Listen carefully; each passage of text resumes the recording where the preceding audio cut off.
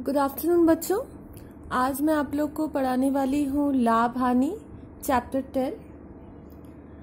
आप लोग लाभ हानि के बारे में क्लास 8 में थोड़ा बहुत जान चुकी थी।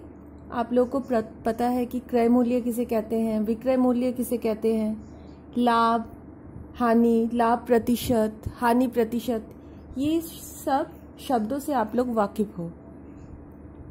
फिर भी मैं एक और बार आप लोग को बता देती हूँ। मान लो कोई वस्तु अगर आप लोग खरीदती हो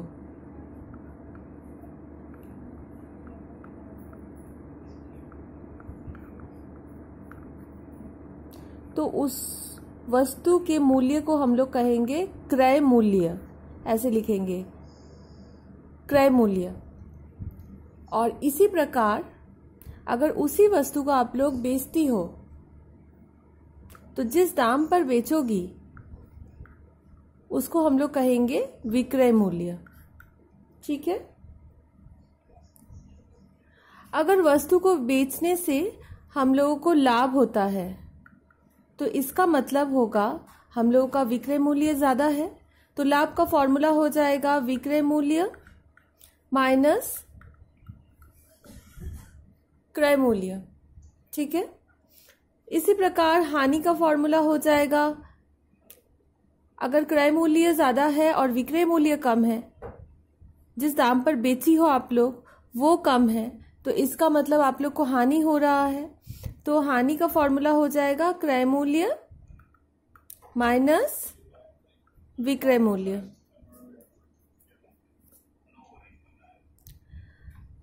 इसी प्रकार लाभ प्रतिशत का भी फॉर्मूला होगा।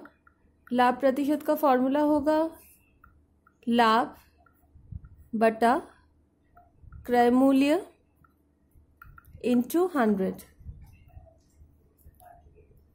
लाभ अगर क्वेश्चन में दिया है तो आप लोग डायरेक्ट लाभ का वैल्यू पुट करोगी, नहीं तो आप लोग लाभ का जो फॉर्मूला है वो लिख कर करोगी। लाभ की जगह पर आप लोग लिखोगी विक्रय मूल्य माइनस क्रय मूल्य। ठीक है। इसी प्रकार हानि प्रतिशत का फॉर्मूला होगा हानि बाय क्रय मूल्य इंटू 100। ठीक है। तो ये कुछ फॉर्मूलाज हैं जो ऑलरेडी तुम लोग क्लास 8 में पढ़ चुकी हो। अब चलो हम लोग कुछ सवाल बना लेते हैं चैप्टर 10 के एक्सरसाइज 10.1 का।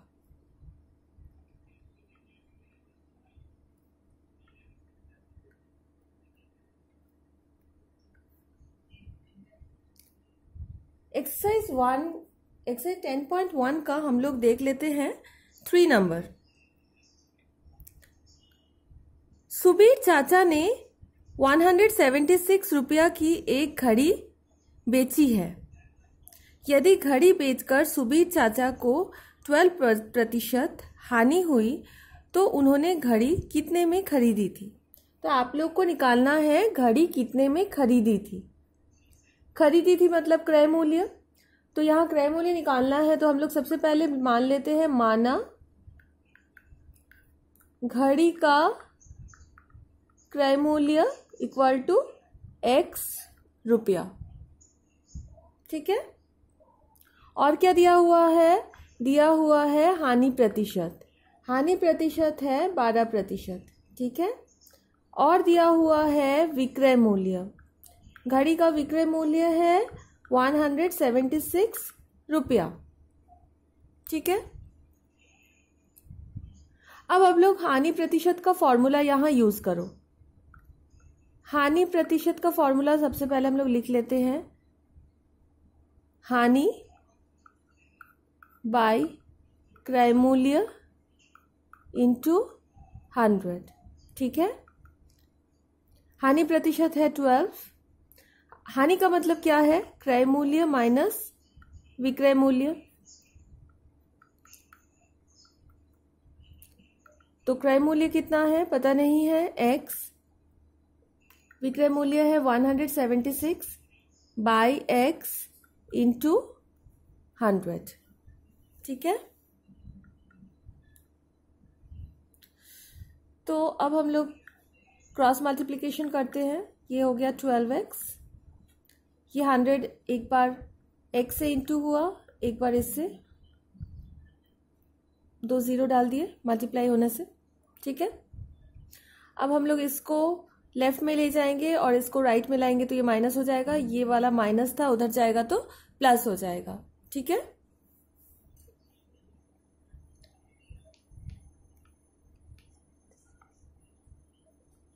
तो हम लोग का हो गया 100x minus 12x equal to 17,600, ठीक है। तो ये आ जाएगा 88x इज इक्वल्स टू, सब में और डालना आप लोग, तो x इज इक्वल्स टू हो गया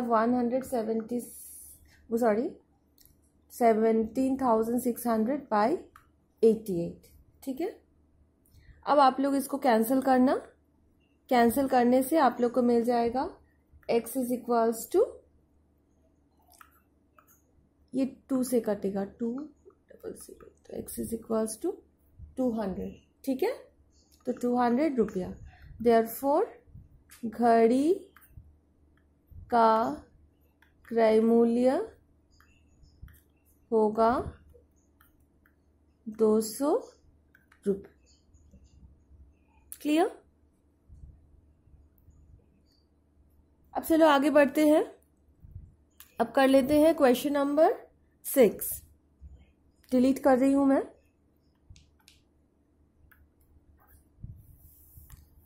तो क्वेश्चन नंबर 6 को थोड़ा सा पढ़ के देखते हैं। सुप्रिया ने एक घड़ी खरीदी है। यदि घड़ी को 370 रुपए में बेचे तो जितना उसे लाभ होगा 210 रुपए में बेचने पर उतना ही हानि होगा। तो घड़ी का क्रय मूल्य कितना है ज्ञात करें। तो सबसे पहले यहाँ घड़ी का क्रय मूल्य नहीं दिया हुआ है तो उसी को मान लेते हैं हम लोग। माना घड़ी का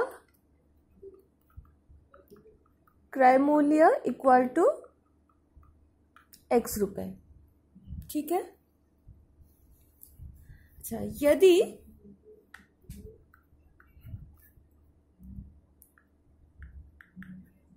घड़ी का विक्रय मूल्य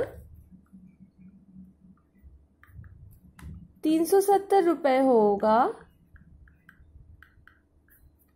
तो उसे लाभ होगा, बोला गया है क्वेश्चन में। तो इसका मतलब लाभ कितना हो जाएगा। लाभ का मतलब क्या था फॉर्मूला, विक्रय मूल्य माइनस क्रय मूल्य। तो ये है विक्रय मूल्य और ये है क्रय मूल्य। तो 370 माइनस x रुपए, ये हो गया लाभ, ठीक है।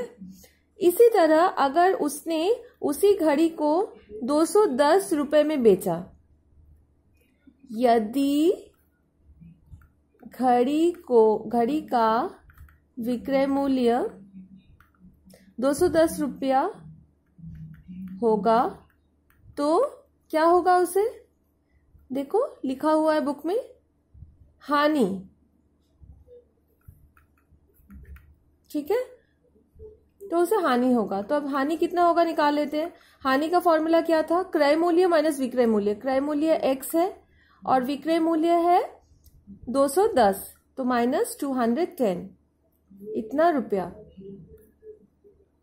ठीक है।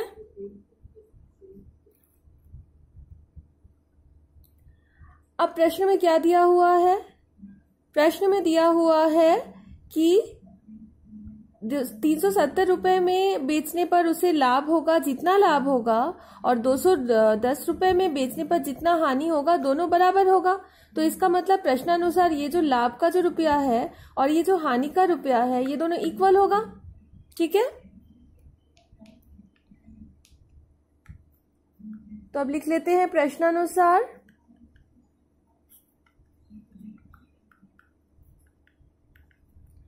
$370 minus x is equals to x minus 210, ठीक है। तो अब x को एक तरफ लाते हैं, नंबर को और एक तरफ, ये माइनस x उधर जाएगा प्लस x, और ये वाला माइनस 210 है तो इधर आएगा तो प्लस 210। तो 370 plus 210 is equals to x plus x, तो ये हो गया 580 इज इक्वल्स टू 2x।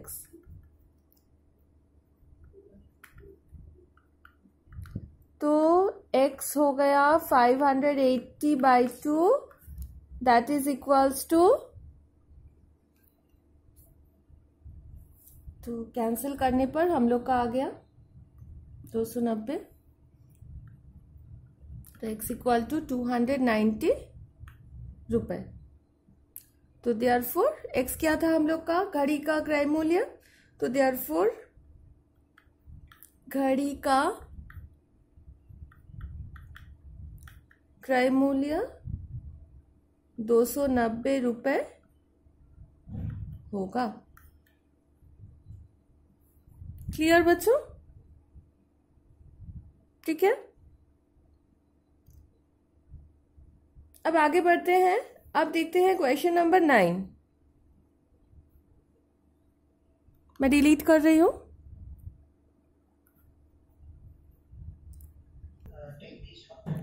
अच्छा, क्वेश्चन है, नियामत चाचा ने 5 रुपए की दर से 150 अंडे खरीदे, किंतु दुकान में लाकर देखा कि 8 अंडे फूट गए और 7 अंडे सड़ गए। 6 रुपए की दर से अंडे को बेचकर नियामत चाचा को कितना प्रतिशत का हानि होगा, ये आप लोग को निकालना है। अच्छा, सबसे पहले कितने सारे अंडे हैं वो हम लोग लिख लेते हैं। कुल अंडों की संख्या इक्वल टू 150। एक अंडा का मूल्य इक्वल टू 5 रुपए। एक अंडा का मूल्य अगर 5 रुपए है तो टोटल 150 अंडा उसने खरीदा था, तो 150 अंडे का मूल्य हो जाएगा 750 रुपए। क्लियर बच्चों? तो ये 750 उसका क्रय मूल्य है, तो देयरफॉर नियामत चाचा का क्रय मूल्य हो जाएगा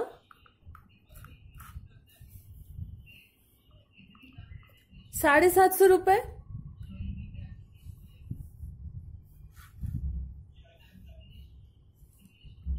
क्लियर? अब देखो कितने सारे अंडे फूट गए हैं और कितने सारे सड़ गए हैं। अंडे फूटे इक्वल टू 8, अंडे सड़े इक्वल टू 7, तो कुल बचे हुए अंडे इज इक्वल्स टू 150 से माइनस हो जाएगा, ये दोनों को प्लस करके, ये दोनों को प्लस करने से 15 हो रहा है, तो 15 150 से माइनस हो जाएगा। 150 अंडे थे और इतने सारे नष्ट हो गए, फूट गए और सड़ गए, तो वो तो ये बेच नहीं पाएगा, तो माइनस कर देते हैं। तो 150 माइनस 15 हो गया 135, तो वो बेचेगा 135 अंडा। अब देखो एक एक अंडा को वो कितने दाम में बेच रहा है, वो 6 रुपए दाम में बेच रहा है।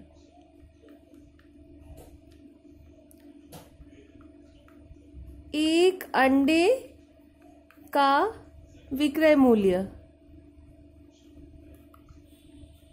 6 रुपए, तो कितने अंडे वो बेच रहा है, 135 अंडे का विक्रय मूल्य कितना हो जाएगा, 6 इंटू 135 रुपए। 6 इंटू 135 हो रहा है 810 रुपए।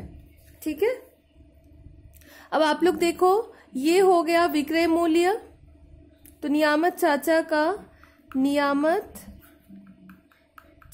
का विक्रय मूल्य हो गया 810 रुपए। अब क्रय मूल्य था 750 और विक्रय मूल्य है 810। विक्रय मूल्य ज्यादा है क्रय मूल्य से, तो इसका मतलब लाभ होगा, कितना लाभ होगा, 810 माइनस क्रय मूल्य था 750, तो उसको लाभ हो रहा है 60 रुपए का। ठीक है, 60 रुपए का लाभ हो रहा है। अब आप लोग को निकालना क्या है, निकालना है लाभ प्रतिशत। तो लाभ प्रतिशत का फॉर्मूला क्या था, लाभ बटा क्रय मूल्य इंटू 100। ठीक है, तो लाभ है 60, क्रय मूल्य है 750 इंटू 100, तो लाभ प्रतिशत हो गया 60 बाई 750 इंटू 100। 15 4 जा 15 5 जा 5 2 जा 8%। क्लियर, तो आंसर होगा 8%।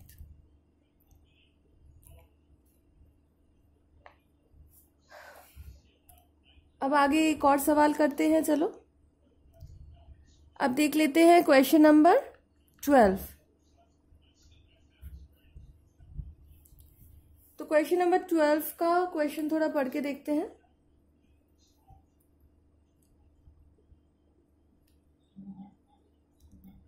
रमा बुआ ने 2 साड़ियां तैयार करके एक को 15% और दूसरे को 20% लाभ से बेचा, तो उसका कुल लाभ हुआ 262 रुपये 50 पैसे। साड़ियों का उत्पादन व्यय का अनुपात है 1:3। तो प्रत्येक साड़ी का उत्पादन व्यय निकालो। उत्पादन व्यय मतलब क्रय मूल्य, जो खर्च हो रहा है, जो बनाने में खर्च हो रहा है। तो यहां देखो क्रय मूल्य का अनुपात दिया हुआ है 1:3। अच्छा, तो पहले लिख लेते हैं, दोनों साड़ियों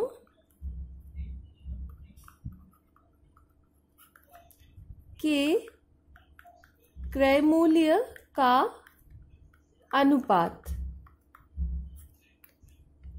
इक्वल टू 1:3। ठीक है। अच्छा, तो पहले साड़ी का क्रय मूल्य हो जाएगा x रुपए और फिर दूसरी साड़ी का क्रय मूल्य हो जाएगा, देखो एक का x तो एक का 3x।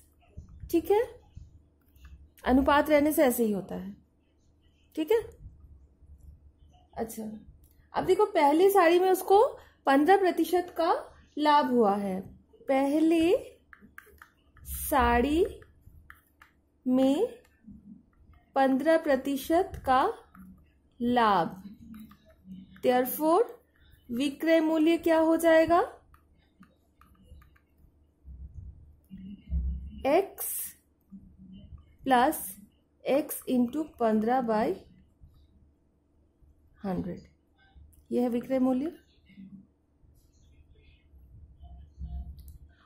लाभ क्या होगा, लाभ होगा x था, x का 15%, मतलब ये है लाभ, इतना रुपया, ये पहले साड़ी में लाभ हुआ है। आप लोग विक्रय मूल्य चाहो तो ना निकालो, विक्रय मूल्य का जरूरत नहीं है, आप लोग डायरेक्ट लाभ निकालना। पहले साड़ी में 15% का लाभ, देयरफॉर लाभ इज इक्वल्स टू इतना 15x/100 रुपए। ठीक है। इसी प्रकार दूसरे साड़ी में देखो 20% का लाभ हुआ है और दूसरी साड़ी का क्रय मूल्य लेकिन 3x है, x नहीं है। ठीक है,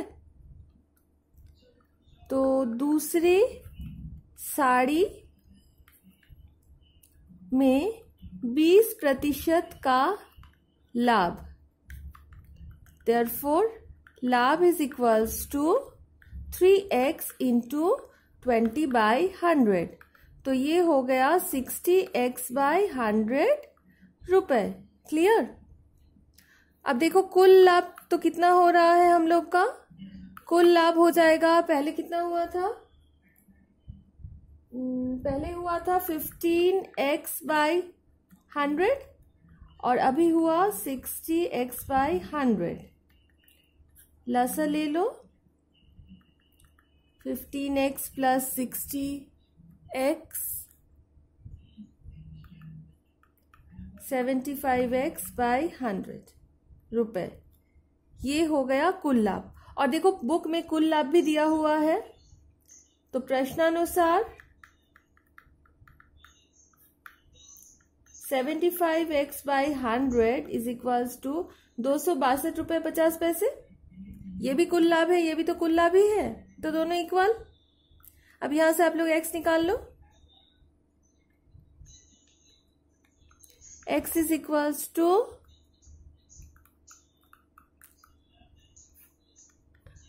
जो 100 था वो इधर इंटू हो गया और 75 नीचे डिवाइड हो गया, ये इंटू हो जाएगा तो हो जाएगा, और 75 से आप लोग कैंसिल करो, कैंसिल करने से आएगा 350 रुपये। तो पहले साड़ी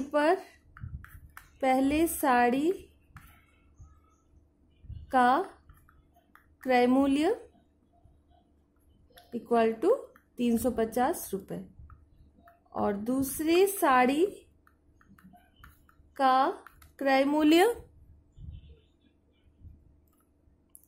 3x था, मतलब 3 इंटू 350, तो 1050 रुपये। क्लियर? आज बस इतना ही करते हैं। आप लोग क्वेश्चन नंबर 12 तक प्रैक्टिस करो, रेस्ट ऑफ द जो बच रहा है 12 तक। नेक्स्ट डे मैं इसके आगे इस 10.1 एक्सरसाइज में कुछ और सवाल करवाऊंगी, ठीक है? तब तक आप लोग प्रैक्टिस कीजिए। Thank you.